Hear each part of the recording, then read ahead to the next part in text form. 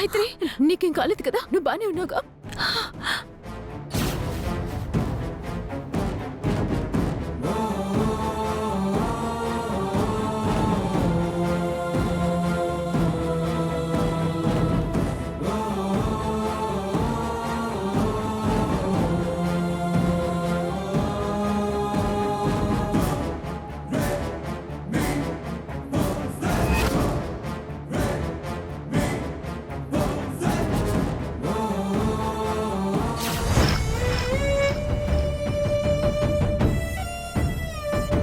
గాయత్రి చచ్చిపోయాడే.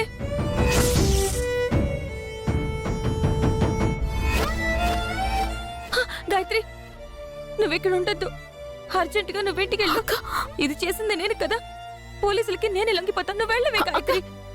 వద్దక్క, నువ్వే ఉండాలి. ఈ తప్పు చేసింది నేనని ఒప్పుకుంటాను.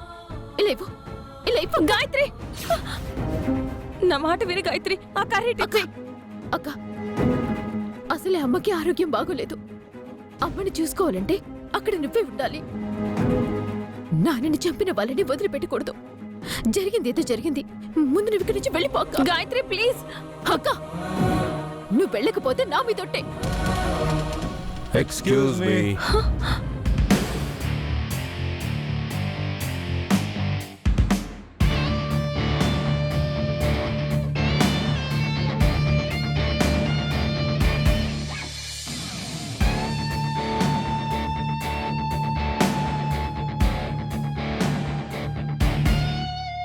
ఈ మర్డర్ చేసింది ఎవరు?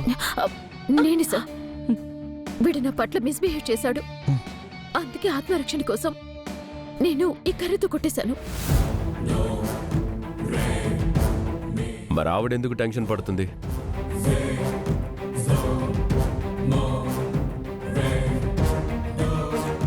అంటే సార్ అది.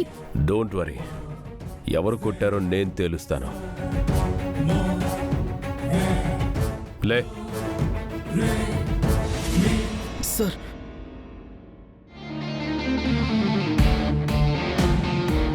నిన్ను కర్రతో కొట్టింది ఆవిడ ఈవిడ? నన్ను కొట్టింది ఆవిడే కాదు, ఈవిడ. గాయత్రి, ఇదంతా నాటకం.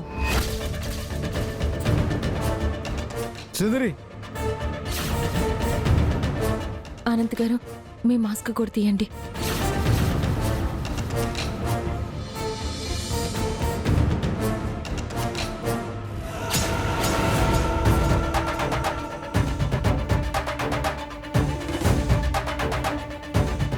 ఏంటి, మీ అక్కని కాపాడుకుంటావా? ఎందుకలా కాపాడుకోవాలనిపించింది? కొట్టింది మీ అక్కే కదా.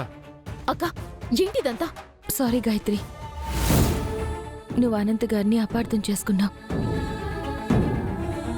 నాన్నని యాక్సిడెంట్ చేసింది బాలాగారేనని, ఆ విషయం అనంత్ గారికి ముందే తెలిసి ఆయన చెప్పలేదని నువ్వు అనంత్ గారికి దూరం అయ్యావు. అయితే దానికి దీనికి సంబంధం ఏంటి? సంబంధం ఏంటా? నువ్వు మీ అక్కని కాపాడుకోవడానికి, మీ అక్కని రక్షించుకోవడానికి నువ్వు నేరం చేసినట్టు ఒప్పుకోవచ్చు. కానీ మా అన్నయ్య ఏ పరిస్థితుల్లో యాక్సిడెంట్ చేశాడో, ఏం జరిగి మీ నాన్నగారు చనిపోయారో మాకు తెలియదు. కానీ ఎక్కడ మా అన్నయ్య విషయం బయటపడితే మన కుటుంబం ముక్కలవుతుందో అని, నువ్వు నాకు తోడుగా ఉంటావో లేదో అని, అలాగే వదిన జీవితం పాడవుతుందని నాలో నేనే కుమిలిపోతూ ఆ అబద్ధాన్ని దాచాను. అన్నయ్యకి సపోర్ట్ చేశాను.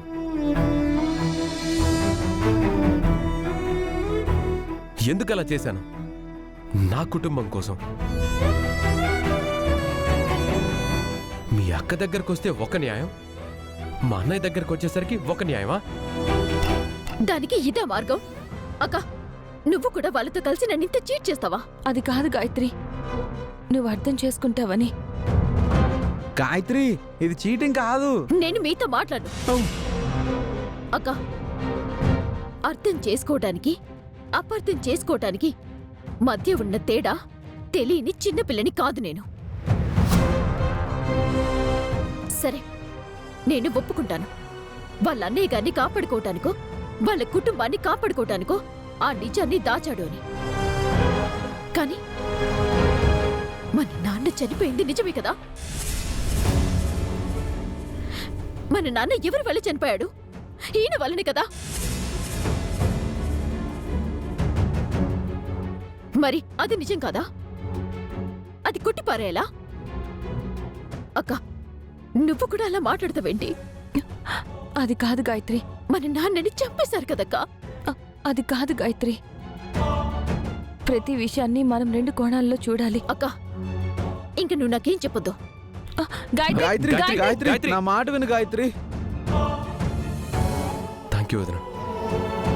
నీ వల్ల కనీసం ఈరోజు గాయత్రి ఆ విషయంలో సమర్థించడం, నేను నిజాన్ని దాయడం ఫ్యామిలీ కోసం చేశానని కొంచెమైనా అర్థం చేసుకుంది. ఖచ్చితంగా అనంత్ గారు. గాయత్రి తప్పకుండా అర్థం చేసుకుంటుంది. తనకి నేను నచ్చ చెప్తాను. మీ ఇద్దరిని ఒకటి చేస్తాను. వదిన, అన్నయ్య వల్ల ఆ తప్పు జరిగి ఉండొచ్చు. హ్మ్. మీ అమ్మగారు కూడా ఆ టైంలో చూసుండొచ్చు. కానీ ఒక మనిషి ప్రాణాలు తీయాలనుకునేంత దుర్మార్గుడు, హంతకుడు మా అన్నయ్య కాదు వదిన. నువ్వు అర్థం చేసుకుంటే చాలు.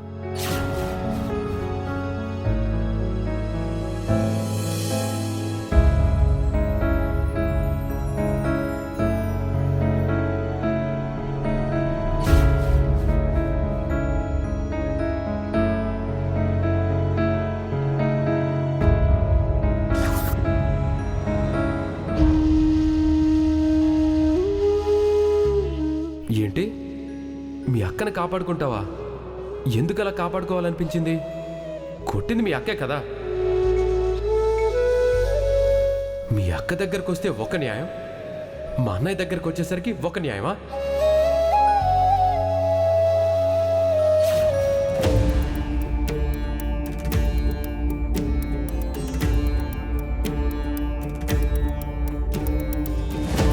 ఏంటమ్మా, ఏం ఆలోచిస్తున్నావు? ఏం లేదమ్మా. నువ్వు చెప్పకపోయినా నువ్వేం ఆలోచిస్తున్నావో నేను ఊహించగలను. నువ్విప్పుడు ఆలోచిస్తున్నదే వాళ్ళ గురించే కదా. నీళ్ళోసుకున్న నువ్వు ఎంత ఆనందంగా ఉండాలమ్మా. కానీ ఇలా ఉండాల్సిన దుస్థితి కలిగించారు వాళ్ళు. మన ఉసురు తగిలి వాళ్ళు నాశనమైపోతారు. అమ్మ, నువ్వు ఆగు. ఇప్పుడు నేనేమన్నానని నన్ను ఆపుతున్నావు? నువ్వు లేనిపోనివి ఆలోచించిందే కాకుండా గాయత్రి మీద కూడా ఎందుకు ఒత్తిడి తీసుకొస్తున్నావు? దాని మీద నేనేం ఒత్తిడి తీసుకొచ్చాను? గాయత్రి గర్భవతి. ఈ టైంలో అది మంచి విషయాలే వినాలి, మంచి గురించి ఆలోచించాలి. మనం కూడా దానికి మంచే చెప్పాలి.